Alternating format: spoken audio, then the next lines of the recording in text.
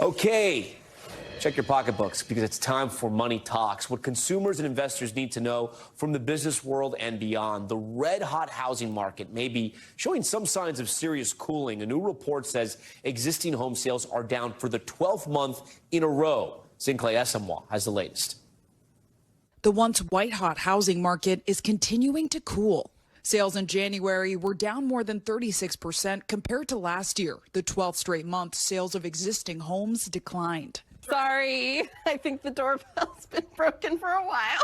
Kate Fox bought her first home in March 2021. Now she's feeling buyer's remorse. Fox submitted an offer on the bungalow in Santa Rosa, California, the same day she saw it. She says she chose to waive the home inspection because she was comfortable with a recent inspection provided by the sellers.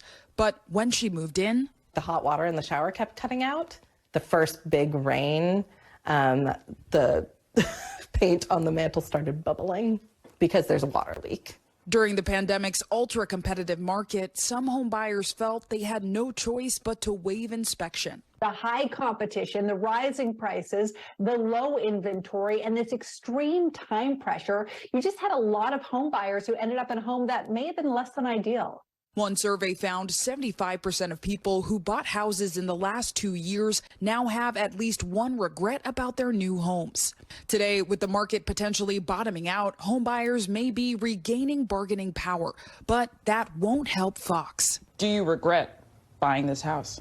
I regret feeling the pressure of having to buy the house, and then also I regret not knowing what I didn't know. She doesn't know if an inspection would have caught the issues, but she's now budgeting to renovate, committed to making her new house a home.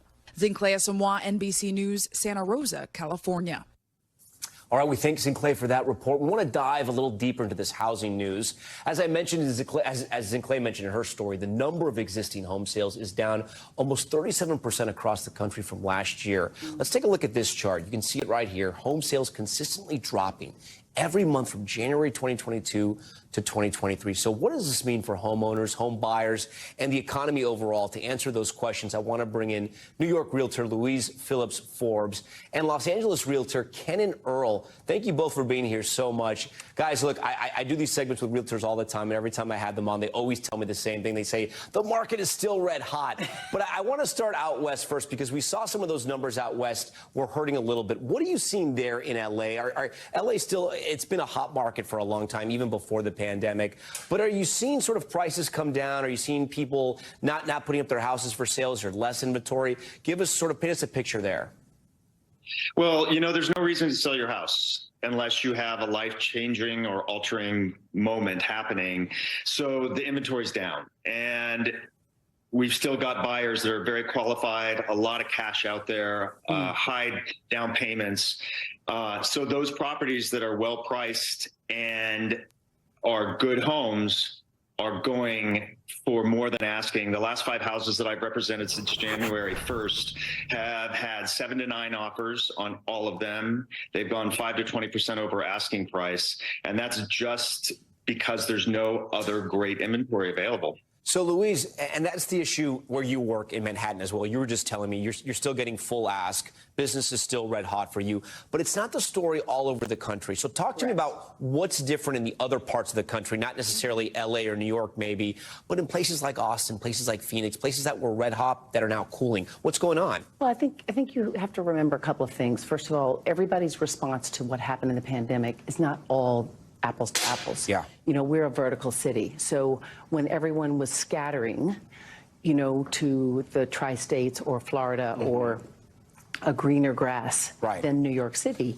those markets had a huge run, 2020 and 2021. We only had our response in 2021, and then interest rates kind of put that sideways. But that brings me to my next question. I want to talk about mortgage rates. Kenan, what are you seeing out there, and what advice are you giving buyers? Because the mortgage rates have gone up really high. I mean, they were at historic lows, probably lows we'll never, ever see again in our lifetime. I can't imagine we'll see mortgage rates at around 2%. But look at that, 3.29. We're at 6.88 right now, Kenan. You're still seeing people come in and they don't, I guess if they have all cash, they don't need mortgage rates. But what about the people that do need mortgages? It's got to hurt a little bit.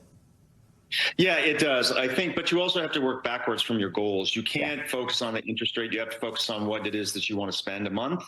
And if you approach it from that perspective and go talk to a mortgage broker or a lender prior to looking for properties, then and work it into your budget, then it's going to make sense. So Ken, I think that's a great point. I want to sort of stay on that. Explain that again. So saying if you only want to spend $2,000, $3,000 a month, whatever your price point may be, you want to start with that number and then go to your mortgage broker and say, what can I afford? Correct. Yeah, I think a lot of people assume they can afford something or have an idea or a dream of what they can afford from a price perspective, but that's not the right way to work it. They might be surprised either way, that they can't afford as much as they want to, or that they can actually afford and buy something more expensive based on the rate that they're able to get. And that's the qualification process for a loan is a very complicated situation, because the factors are based on so many different things of how you get paid, if you're self-employed, if you're an employee of a company, and the interest rates can slide from 1 or even as much as 2% based on your qualifications. So you really want to have a long conversation with somebody that is qualified and is a great lender or mortgage broker to figure that out. And also you want to get underwritten, meaning that you personally want to get underwritten as a buyer, because you're going to go up against a lot of cash offers where people have cash. And if you are personally underwritten, that means that the lender is saying, this person is qualified. We've taken into consideration all of everything that we need to based on their credit report, how much money they make, et cetera, and they are qualified. The only thing we need to do now is make sure that the home they are buying is worth it. Now, Louise, I want to ask you, with the mortgage rates so high, are banks giving more concessions? Are they making it a little easier, or is it still very difficult? I think there's a lot of creative opportunities that buyers are seeking today. Give me an example. The ability to buy down your rate. Your private banker, you may not have enough assets to qualify for some bank, but paying $24,000 to buy down your rate. You got to also remember, since November, the interest rates have pulled back 1%. Therefore, that's $83,000 more purchase power for a buyer. And that is one of the things that we have seen people running to take advantage of. Just that incremental change, they want to run to it because it's some type of break. There's also a confidence. Like, there's only so long people are going to put their lives on hold. Real quick, because we're running out of time, I'm going to ask you both this question. First for you, Louise. Do people have confidence in the economy? Are they still saying, listen, I'm going to go in and buy this house. I'm going to spend all this money because I have confidence I'm going to keep my job. I have confidence that the economy may not hit a recession? I think that with the demonstration of what we've experienced of late in the stock market, having a user asset as an asset class will always give people that security that's different than maybe understanding the stock market. Right. Ken, and what about you? What are you seeing out in L.A.? 100% agree. And I think, the key to this is the buyers are not investors. They're not flippers. These are not the people that are buying right now. People who are buying long-term. These are properties that they're going to own for 5-10 years. And so when you're talking to people from that perspective, it's a long-term investment that's going to ride the wave. And history tells us that real estate ends up gaining value. So it's in that time frame. And it is a lot easier to sell them on that point and get them comfortable knowing that the value of their property is going to increase over the years. Ken and Louise, we thank you so much for joining Top Story tonight. We really do appreciate it.